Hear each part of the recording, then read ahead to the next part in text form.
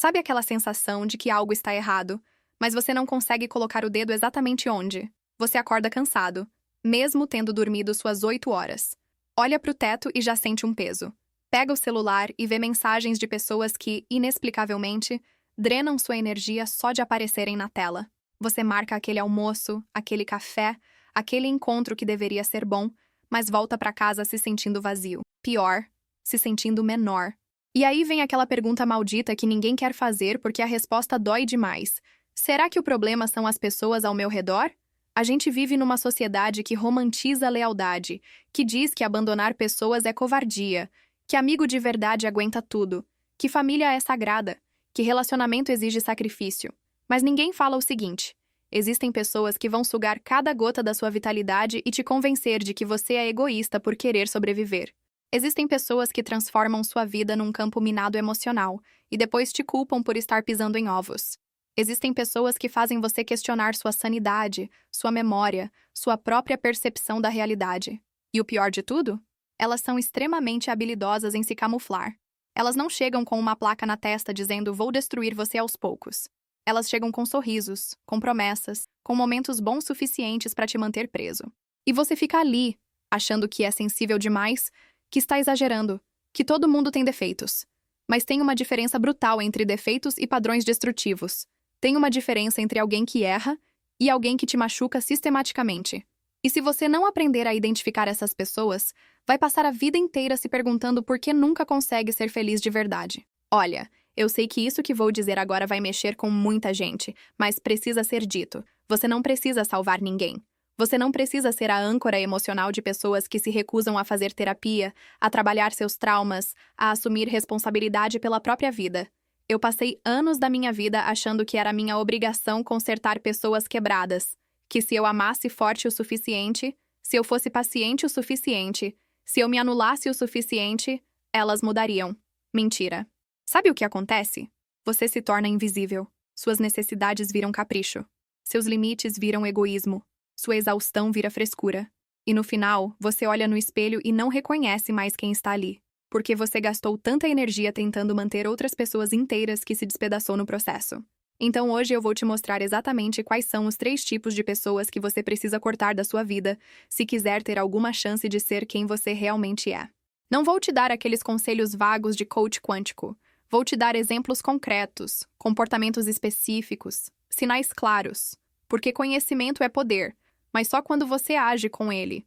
E antes de continuar, eu quero saber de você. Quantas pessoas na sua vida hoje te deixam exausto sem fazer absolutamente nada? Comenta aí embaixo, sem filtro. Vamos criar um espaço onde a gente pode falar a verdade sem medo de ser julgado. Porque esse é o primeiro passo. Admitir que o problema existe. Vamos começar pelo tipo mais perigoso de todos, o vampiro emocional. E eu não estou falando de alguém que passa por uma fase difícil e precisa de apoio. Todo mundo passa por isso. Estou falando daquela pessoa que transformou a crise em identidade, que há 5 anos está na mesma situação, reclamando das mesmas coisas, recusando as mesmas soluções. Você conhece esse tipo. É aquele amigo que liga sempre à meia-noite com um problema urgentíssimo, que curiosamente nunca é urgente o suficiente para ele resolver de manhã. É aquela pessoa que transforma qualquer conversa sobre você em uma conversa sobre ela. Você começa falando da sua promoção no trabalho e 5 minutos depois está ouvindo sobre como a vida dela é injusta. Você menciona que está cansado e ela te explica com detalhes como o cansaço dela é pior. E olha o detalhe cruel. Ela faz isso com tanta naturalidade que você nem percebe. Você sai daquela conversa se sentindo culpado por ter tentado compartilhar algo bom, porque vampiros emocionais têm uma habilidade sobrenatural de fazer você sentir que seus problemas não são válidos, que suas conquistas não são dignas de celebração, que sua existência só faz sentido quando está servindo de plateia ou de salva-vidas. Sabe qual é o teste definitivo? Tenta falar não para essa pessoa.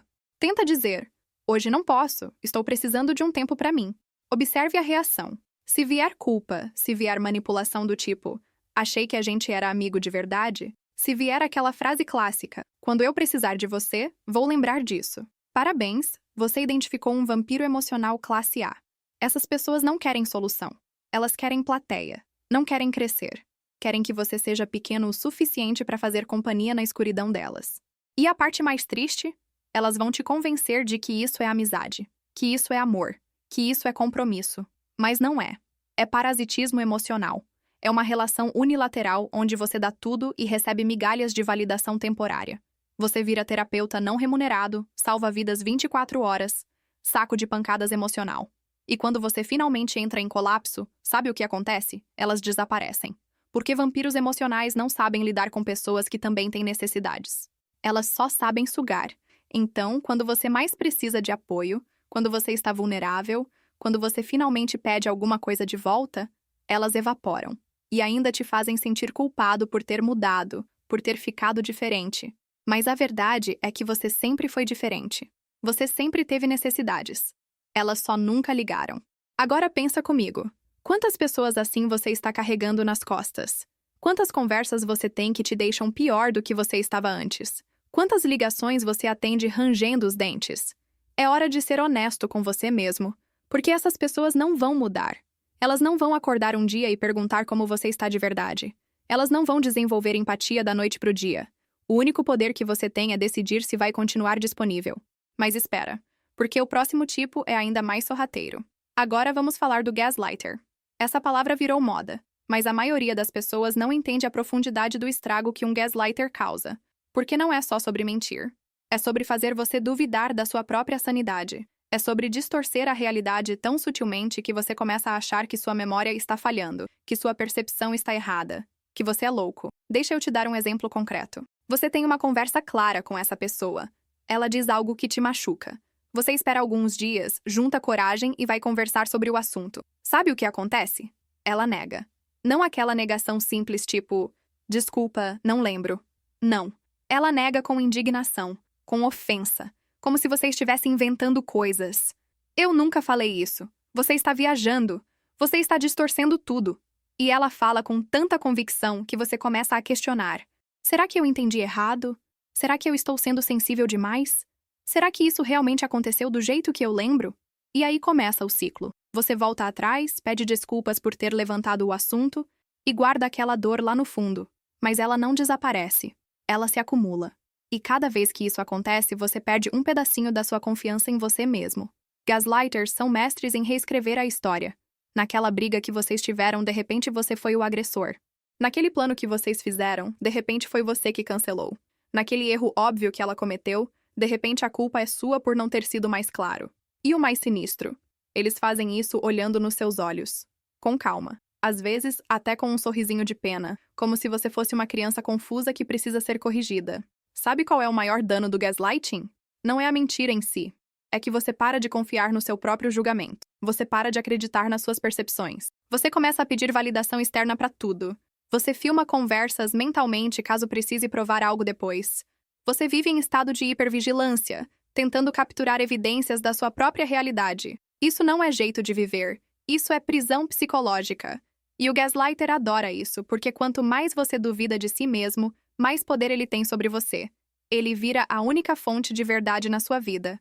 A única voz que importa. Você para de ouvir seus instintos, seus amigos, sua família, porque ele plantou na sua cabeça que todos estão errados, menos ele. Que você é problemático, difícil, dramático. Que ninguém mais te aguenta. Que ele é o único que tem paciência com você. Mas adivinha?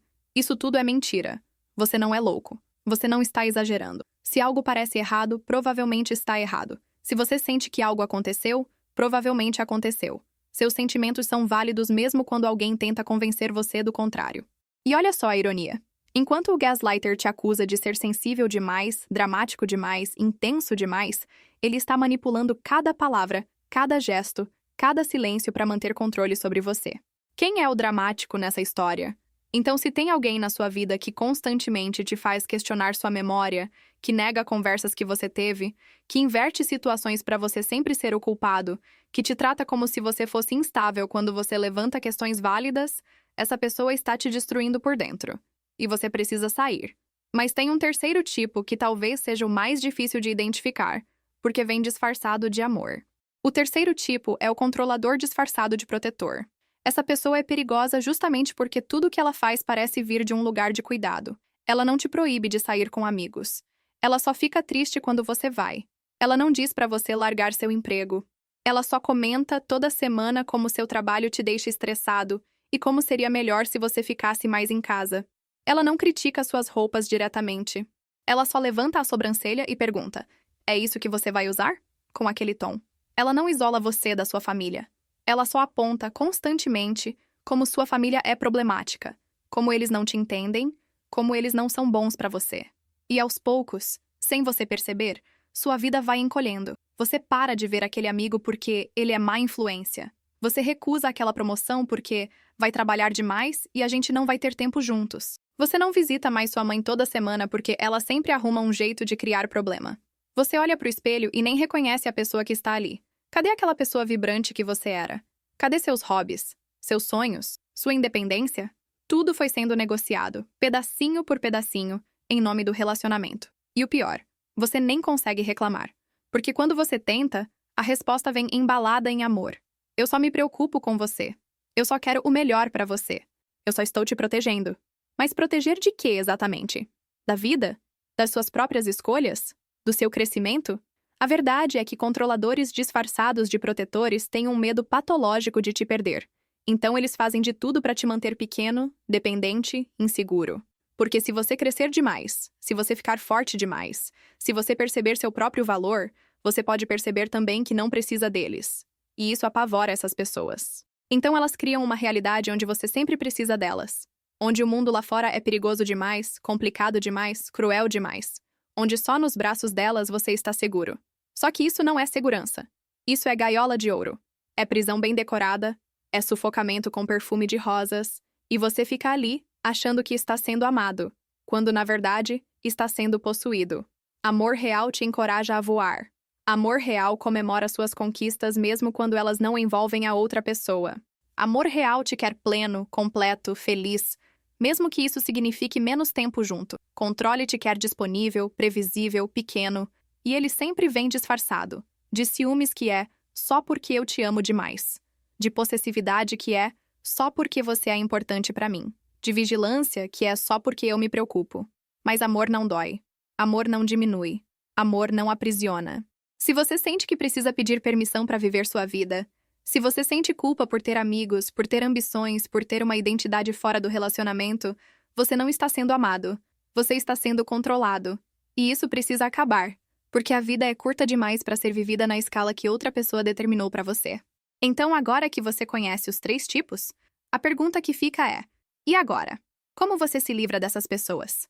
Porque uma coisa é identificar, outra é ter coragem de cortar. E olha, ninguém disse que seria fácil. Principalmente quando essas pessoas estão na sua vida há anos. Quando são família. Quando todo mundo ao redor acha que você é louco por querer distância. A sociedade inteira vai pressionar você a ficar. Vão dizer que você é radical, que está exagerando, que todo relacionamento tem problemas. E é aí que você precisa ser forte. Porque só você sabe o que você sente quando está perto dessas pessoas. Só você sente aquele aperto no peito, aquela vontade de desaparecer, aquele cansaço que nem uma semana de férias resolve. Ninguém mais vive dentro da sua pele. Ninguém mais carrega o peso que você carrega. Então a opinião dos outros, por mais bem-intencionada que seja, não pode ser mais importante que sua sanidade mental. Agora, vou te dar algo prático. 3 passos para começar a se libertar. Primeiro, documentação emocional. Começa a anotar como você se sente depois de interagir com essas pessoas. Não precisa ser nada elaborado. Só umas linhas. Hoje falei com X. Comecei o dia bem, terminei exausto. Ela reclamou por 1 hora sobre o trabalho, não perguntou nada sobre mim. Faz isso por 2 semanas. Você vai ver padrões que vão te chocar. Segundo, teste do e se fosse com outra pessoa. Quando essa pessoa faz algo que te incomoda, pergunta pra si mesmo: se um estranho fizesse isso comigo, eu aceitaria? Se seu chefe falasse com você do jeito que seu parceiro fala, você continuaria no emprego? Se um conhecido te cobrasse emocionalmente do jeito que aquele amigo cobra, você continuaria a amizade? Na maioria das vezes, a resposta é não. Então por que você aceita só porque é alguém próximo? Proximidade não é licença para abuso. Terceiro, começa com limites pequenos. Você não precisa cortar a pessoa da sua vida amanhã. Começa dizendo não para uma coisa. Hoje não posso conversar, estou ocupado. Não vou conseguir ir nesse evento. Prefiro não falar sobre isso agora. E aguenta o desconforto, porque vai ser desconfortável. Essas pessoas não estão acostumadas com você colocando limites. Elas vão reagir. Vão te fazer sentir culpado. Vão questionar. Vão ameaçar. E é exatamente aí que você descobre do que elas são feitas. Porque uma pessoa que realmente te ama vai respeitar seus limites, mesmo sem entender completamente. Uma pessoa tóxica vai transformar seu limite num ataque pessoal. E olha, quando você finalmente tomar a decisão de se afastar, não espera gratidão. Não espera que as pessoas vão entender. Muitas vezes, você vai ser o vilão da história. A pessoa que abandonou, que foi egoísta, que mudou. Deixa. Melhor ser o vilão na história de alguém tóxico do que a vítima na sua própria vida. Você só tem uma vida. Uma única chance de ser quem você realmente é. De construir relacionamentos que te nutrem em vez de te drenar. De acordar todo dia sem aquele peso no peito. E isso vale qualquer desconforto, qualquer julgamento, qualquer perda. Porque no final das contas você não está perdendo nada. Você está ganhando a si mesmo de volta. Então escolhe você. Hoje, agora, sempre.